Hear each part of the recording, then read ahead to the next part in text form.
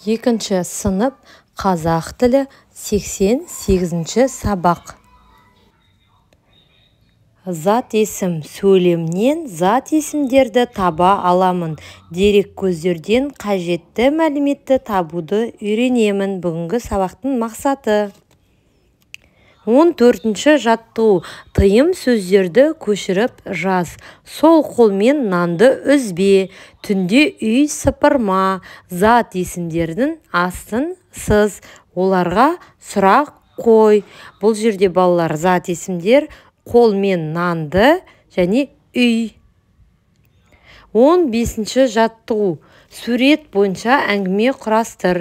Бесікке салу рәсімі туралы энциклопедиядан қара немесе үлкендерден сұрап біліп ал. Бесікке салу нәрестені алғаш бесікке бөлеу рәсімі. Бесікке саларға шақырылған ауыл үйдің әйелдері шашуын, жол жоралғысын ала келеді. Баланы алғашқы бөлеу үлгілі ұрпақ өсірген қадірменді әйелге тапсырылады. Ол өзінен басқа тағы бір-екі келіншектің көмегімен бесікті жабдықтайды. Сәбидің әжесі не шешесі түбектің тесігінен балаларға тәтті үлестіреді.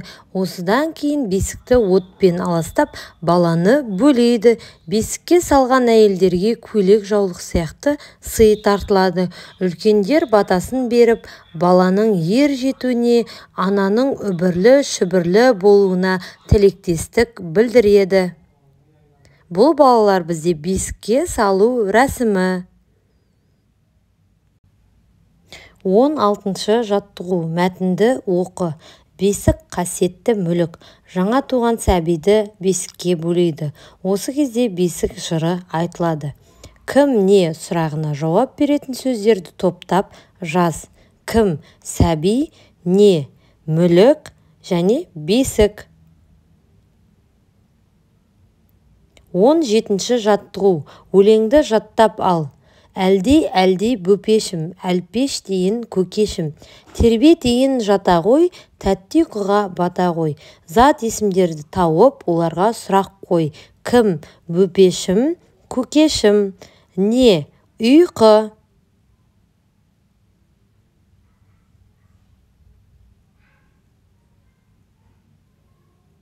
Шығармашылық үзіліс. Пішіндер арқылы сөздерді тауып оқы. Шыққан сөз туралы білгеніңді айт. Бесік жыры. Яғни бесік жырын кішкентай сәбиді ұйықтатар кезде айтады.